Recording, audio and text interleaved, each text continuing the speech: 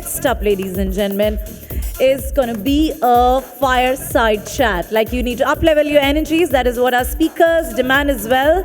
We're going to be reimagining, and in the truest essence of its meaning, we're going to reimagine the people-centric work culture. And I must appreciate all of you for taking avid interest across all the sessions that have been happening since morning. So big kudos to all of you. We're going to specifically talk about how tech can ensure a seamless work culture for frontline workforce. Let the specialists do the talk. May I first up invite our panel chair, Bhavya Acharya, the Associate Partner, People and Change Practices from KPMG. Please welcome Bhavya with a good round of cheer. Bhavya, I like the way you sort of sprinted onto the stage. That looked like good energies. Thank you.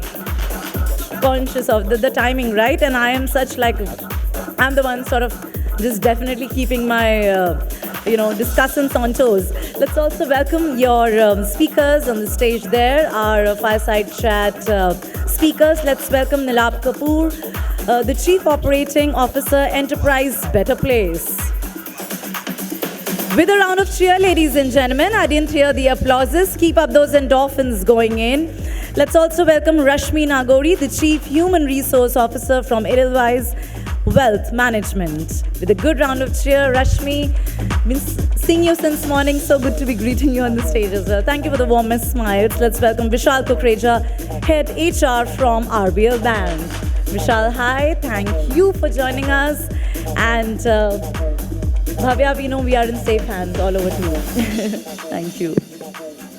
Yeah, we are good to go. Right. I'm going to keep track of time, I promise. All right, thank you so much. Thanks for the warm welcome as well. Can we have a round of applause for the panelists as well, guys? Just a little louder. Thank you so much. I must confess, the amount of time I've heard happiness as a word right now in the last two sessions, it just excites me and makes me wonder, and I was talking to Rashmi just a minute before, to actually take a minute more and ask her this question now. Given what Sunit said, Salil mentioned about happiness index. By the way, Adya was asking, how does that get formulated? So I'm also on the list, so I also know how you calculate that happiness index. But coming back, our topic is frontline workforce. So just going off topic a bit, staying on time though. What do you think makes your frontline staff today happy? And if there are any major constructs of that to look into. So, I think I'll add to two parts of that, which is happiness and moonlighting. I think the crux of the matter behind everything is to go home with a fair share of wealth, right? Coming from the wealth industry, I think from my point of view, wealth creation is what will make any employee, whether it is a frontline or enterprise employee, happy. And ability to be productive, ability to see growth, and ability to do more from the time that you have at work is something which I believe, even when I was in a frontline role, made me happy, and I'm extending that thought to my frontline staff in the organization. I think their ability to make most of their time, be productive, and deliver is something which I believe will make them happy. Happy to have a contra thought if possible. Yes, Nilabh, go ahead, please. Yeah. Hi, good evening. I think first thing, the reverse clock definitely decreases a couple of points on the happiness index for me, personally. Coming to the frontline workforce, and typically the one that we come across, they are essentially blue-collar, gray-collar workers. But even if you look at them, today there is a huge transformation which has happened in their perspective. More than 50% are graduates. While roti, kapda, and makan is extremely important for them, but the concerns today are evolving very fast, and the transformation is happening very high. So they are looking at how they can maximize their earning potential. They only have one input or one unit. Labor per se is a perishable commodity, the first thing we are taught in economics. And they're trying to see how can they increase their earning potential. Very important is their parents' health, their children's education. Those are the two new, I don't have an acronym for them, hopefully we'll come back with one, but those are the two new drivers today for them. Even if they are into operational or a logistics job where they're trying to work for the pay, as you are saying, career advancement and career progression is very important. So anything which can help them upskill, and continuously evaluate themselves are key drivers today in terms of driving their happiness. Brilliant. Thank you so much. So apart from the wealth, which I think was the underlying statement, I heard about career advancement, I heard about earning potential, children education, and I think overall the sense of being part of one team, belongingness as one team, right? So that sort of flows into the topic of our discussion today as well. So essentially, if you look at the question, it has two elements to it. So it says tech, and then it says seamless work culture for frontline staff. So my question, Vishal, to you to start with, how would you, in your own experience, define a seamless work culture for a frontline staff? And perhaps if you could also share, what benefits have you seen of that? Sure. So, first of all, I'm very happy to finally speak on a topic of frontline staff, because I think last few conferences in last few years have been dedicated to the knowledge worker. And it's refreshing really to talk about and that organizations are made up of more than just knowledge workers. So, thank you for, first of all, having such an interesting topic. Now, I am at conflict with the word seamless culture because I think that culture is like a journey. It's always work in progress. So I know cultures can be deep-rooted. I know cultures can be highly productive. I know cultures can clash with strategy or support strategy in a big way. But seamless, no. Cultures are nuanced. But I think there will be one day, hopefully, when we'll realize with perhaps the help of technology, when we crack this enough to reach there. But I think organizations at this point in time are at a place where they have well-defined cultures that they're trying to propagate. And given the attrition, given the incoming and outgoing manpower, and it's no more about manpower because it's about augmented workforce capability, I think cultures are work in progress, right? But the benefits of having a strong culture, the benefit of having a deep-rooted culture is really clear. One is, there's a famous quote that culture can eat strategy for breakfast. I think culture can eat strategy before the breakfast starts, right? The piece there is that at the end of the day, a strong culture is about how we will do, what we do, and very importantly, what we will not do. And to me, that defines the character of an organization to its customers and to its other stakeholders. So the more consistency you can bring in, the more clear your value proposition stands out. The more are the chances that you will attract the right kind of customer in whatever environment you are. And so those are my initial thoughts on this. The constructs of, let's say, right now, a seamless culture, but the idea is stand against the values that you have, and they should be consistent across. Not, you shouldn't have a different treatment to those constructs or the constructs of the culture itself, be it your frontline staff or middle management, senior management, or leadership for that matter. Rashmi, any addition to that, what Vishal said? So, for me, I think I took two words out of the whole thing. One is seamless, okay? And seamless meant fluidity, seamless means continuous, right? And when we are talking about people centricity, I think one of the important aspects that we as an organization have always focused on is ownership. So our culture is embedded with ownership. Having said that, I also believe each one of us leave our homes and go to work to be productive, right? So for me, I'm just connecting the dots here, saying that seamlessness would mean ensuring understanding of productivity at work, right? And for me, I think this is absolutely not possible if you don't have a strong tech platform, which can focus and communicate with the employees and tell them what, going by what you said, what you need to do, how you can do it, and how can you do better. I think as HR, as an enabler, if we are able to go back to employees and tell them these are the things that you should be doing, and keep a check and continuous communication around making them more productive, I think it reinforces the ownership structure that we have at work. So that for me. Perfect. That actually takes me very nicely into my next question, right, which I've reserved for Nilabh. So you spoke about productivity. You mentioned a subtle note of technology coming in, right? And I'm going to come to one difficult question in the end for all three of you.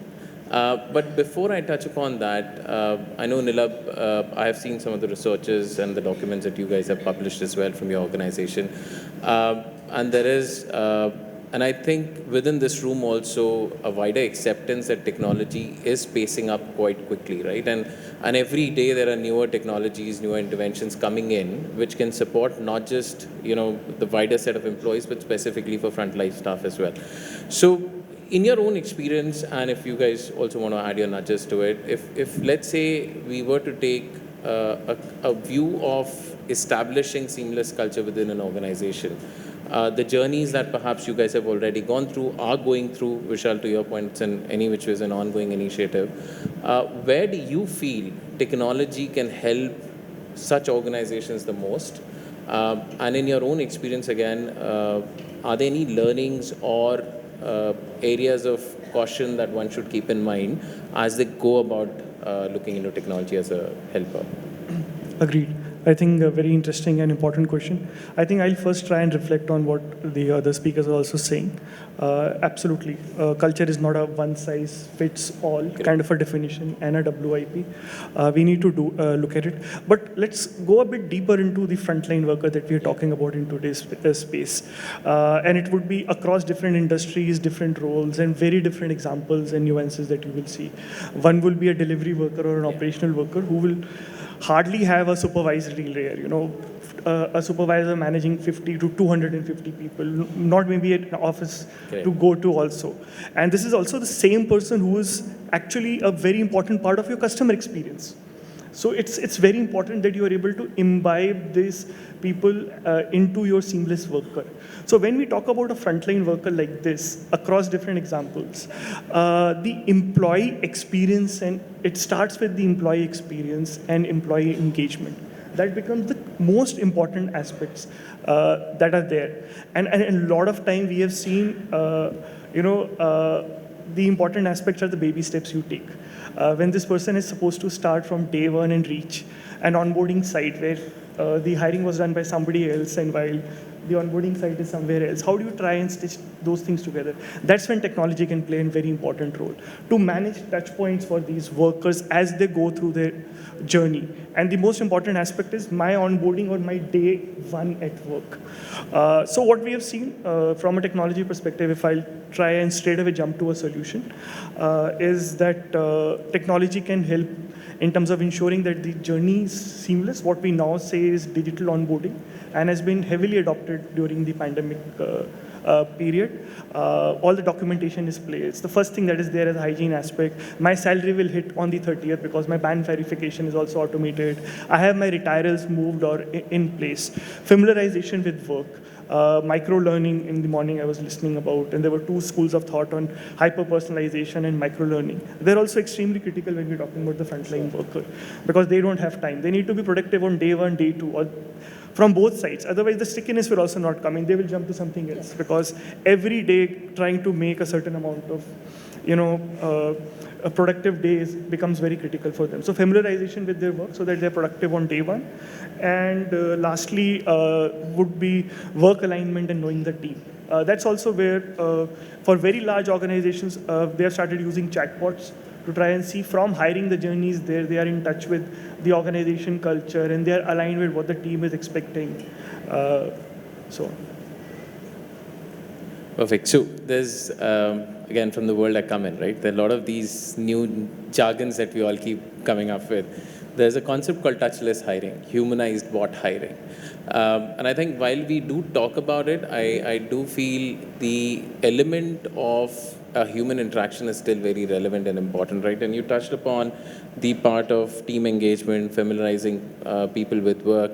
And yes, this can be captured through a video, this could be captured, but certain things you will need human interventions on. But yes, to your point, absolutely, Nilabh, I think there are a lot of other things where automation or technology can actually come in and expedite a lot of things and perhaps also improve on quality for that matter, because it's a repetitive task that gets worked through. Great, thank you so much for that, Rashmi, and then Vishal, over to you. Any examples you would want to share? So, sorry to be repetitive, but for me, one of the most important aspects of an employee life cycle is ensuring productivity, right? So from a tech perspective, how do you see that helping you out? that is where I'm coming from. Great. Is that today we have appraisal systems which measure performance at the end of the year, right? If that can be continuous to add the seamless aspect, if that can be on a monthly, daily, weekly, whatever time frame, I think technology as an enabler has to move forward on all of these aspects too, right? Because the haves and the have-nots are divided by the word performance, right? Whatever we say in the purview of an employee's life cycle in the organization. So as HR, I want to be able to reach out to individuals and employees in the organization to continuously, congratulate and reward and recognize the high performers and check on the people who are maybe not making the cut and as to how can they be more productive. So as a head of HR of my organization, I would want technology to be an enabler in that space to make seamlessness work. So since you guys have already covered the HR aspect of this, but because the key topic that we are talking about is frontline sales, I'm going to just go a little offbeat. Today, you have analytics functions within the organization that can help identify what products would go to what customers. You have learning systems that are enabling that for that person to be able to pitch that product nicely. That person can just take a 15-minute quick refresher before that important customer meeting to pitch that product in the best way they can. You have bots and FAQs that bring in if they have any doubts that others have experienced, so you've sorted them. And so a lot of knowledge dissemination, a lot of actual performance enhancement is possible. Then there is this space of rewards, recognitions, sharing of best practices. We've realized over the last few years, and especially in pandemic, that employees, when they come together collectively, create a very, very resourceful ecosystem. And technology can really help bring employees in similar roles together for all that learning, assimilation, knowledge sharing to happen. So those are, in my mind, some beyond HR sort of points on which a lot of development has been made, and we are seeing a lot of good results or traction because of that. Perfect.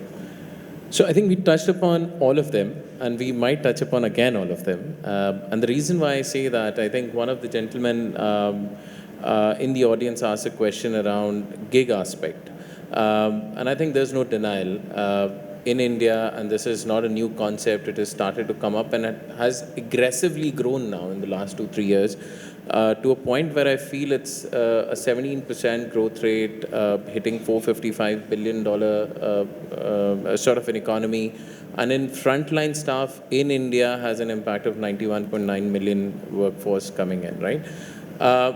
I think, and given the conversations I've had in the past with a lot of, again, other companies that we work with, there's a sudden change in the market dynamics of the frontline staff. A lot of organizations, startups that have now come in are sort of enticing and exciting younger workforce to actually get into that setup, purely because they have an independence of how they're operating. There's perhaps larger rewards and a model where they can look into the productivity side, right?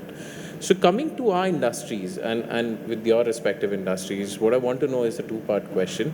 And Vishal, if we can start with you. How has that scenario or this new economy that is emerging impacted your setup or your industry? And does that require us to rethink on what culture do we need to set up within the organization? Or if I make it even wider, what is the right ecosystem from a learning perspective, productivity measurement perspective that we need to rethink about with this emergence of newer family of role that's coming in? So if we can start with you, then Rashmi, and then Nilabh to conclude. If I talk about banking, I think that there are 2 or 3 fundamental changes that are sort of taking place. One is the workforce, especially the frontline workforce, getting younger. They are also getting more qualified, and when I say qualified, I'm alluding to degrees, right? However, the degrees are not translating into what my banker friends would call sales, right? Sure. And so there is a challenge of converting that potential energy into kinetic energy, right? And the third thing that is happening is that these were glamorous fields 10 years back, but now technology was the last glamour. Startups were the pre-last glamour. And the glamour cycles for which industries youngsters want to join change, right? So in this time, to create an employee value proposition that is specific for frontline sales and to enable the people who come in to make successes out of them is very important. And so therefore, the effort has to be to create success there, because word of mouth still continues to be a great attractor of talent. If you are able to hire talent from tier 3, tier 4 campuses in tier 3, tier 4 cities and go back the next year and show the success, your application rates still tend to be higher. So those are some of the responses that you come to mind. Got it. Same question, Rashmi. So I think reimagining thinking is core of what we have to do, right? Because each decade will bring us new challenges and different nuances, right? Like whoever heard of moonlighting? You know, our parents would have maybe worked in one organization for their entire lifetime. From there, we have come here where an average lifespan in an organization is 2 to 3 years, right? So reimagining workforce and workplace is something which is a crux of our job. But we have always believed in our organization that the ownership culture has always invested in fueling the growth, right? Since we are talking of the frontline workforce, we call them rainmakers because they are the ones who are contributing towards generating the revenue largely. I think, and I would like to quote the organization which has been maybe the pioneer in a sales function, which is Xerox. And an instance over there where what I understood is that they measure the salesperson's daily productivity by understanding the number of doors that he knocked, right? It is not about how many sales he closed at the end of the year. So I don't know, Xerox is at least 30, 35, 40 years old, but back then they had cracked the crux and said that it's the input variable that is more important than the output variable. And if that is followed by diligence, output will come through, right?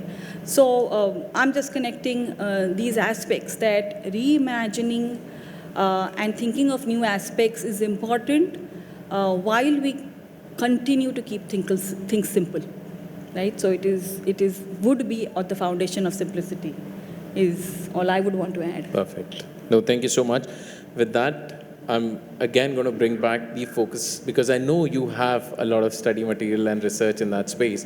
So purely focusing on the gig aspect of it, right? Where the journey for the frontline staff, the evolution of the market, more and more people competing now for gig workforce. Where do you see that impact from your perspective, A, in the competitive landscape of frontline staff, and also from a technology area, how is that helping gig workforce also to be embedded within the organizations now? So any examples you could share on that? Yeah, absolutely. And I think I'll just put some perspective and take the risk being in Bombay, moving a bit away from BFSI. So we, in a month, we offer a technology platform for frontline workers. In a month, we reach out of solutions to more than 200,000 employees across 500 organizations. So the span and the kind of frontline workers we are talking about are at salary brackets between 15,000 to 40,000. More than 80% are between 20 to 30 years. Gig is the norm there. It's not a taboo. I don't even think they have heard of the term moonlighting. That is the way they survive and increase their earning potential. So, and we need to look at it from both perspectives. Even the employers have understood it and they're going after it. If you saw in the last 2 years, decent amount of demand was variabilized. It will come up, it will go down because of variabilization or lockdowns or certain areas becoming containment zone. That itself gave a fillip to gig. So not only that, employers saw this can help them increase their efficiency and productivity. And at the same time, employees embraced it for better earning potential. So while they are doing it, the way they are looking at it has completely changed. And if organizations are in the sector where they're looking at this segment of frontline workers, they need to embrace the change. And they need to understand the worker better. A few specifics I will try and share about the worker. The worker is essentially looking at his work from a hyper-local perspective. Literally a pin code to pin code perspective. I'm going to start my work today. I want to do 2 or 3 gigs, but I will not do it more than 8 to 10 kilometer range. Maybe in Bombay, a 2 to 3 kilometer range. Because that's where I'll be able to maximize my earning potential. Every hour matters for me. It's not, I don't have indefinite number of hours. Second is, how quickly can I be productive when I'm coming on day one? Same thing that I talked about onboarding. Organizations are looking at pre-skilled, pre-verified workers so that they can hit the ground running. So these are 2 or 3 specific nuances as far as gig workers are concerned. Perfect. Thank you so much. All 3 of you. I have the ultimatum and now the raised eyebrows of that beautiful lady there. But thank you so much again. I do not know if we can take the question. One question. Okay. All right.